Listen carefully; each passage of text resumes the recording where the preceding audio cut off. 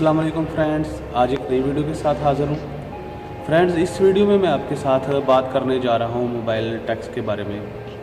जैसे इससे पहले मैंने एक वीडियो बनाई थी जिसमें मैंने बताया था कि जो अभी एक मोबाइल पाकिस्तान में फ्री रजिस्टर करवा सकते हैं, साथ लेके जा सकते हैं। उसमें मुझे एक कमेंट्स मिली थी कि भाई कोई पूछ रहे थे कि ये जो रूल है कब से शुरू हो रहा है। तो मैं उसकी वजाहत कर दूं कि ये रूल 1 जनवरी 2020 से शुरू हो रहा है।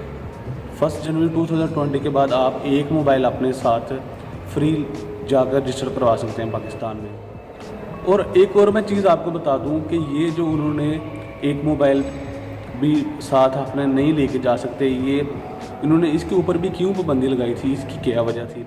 उसकी वजह ये थी कि जब कोई ओवरसीज़ पाकिस्तान में जाता था तो किसी को अगर 1 महीना रहना होता था तो वो अपना मोबाइल रजिस्टर नहीं करवाता था, क्योंकि ज़रूरत ही नहीं पड़ती थी, क्योंकि 2 मंथ के बाद ही आपका मोबाइल वो इनकमिंग बंद होती है।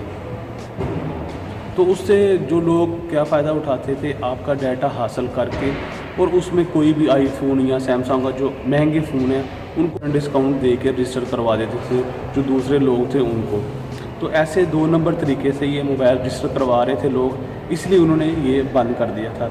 लेकिन अभी इसके ऊपर उन्होंने एक नया कानून बना दिया है जिसके मुताबिक अब जो भी बंदा अपना मोबाइल रजिस्टर करवाना चाहता है उसको अपना पासपोर्ट साथ लेके जाना पड़ेगा और बंदे को खुद साथ जाना पड़ेगा।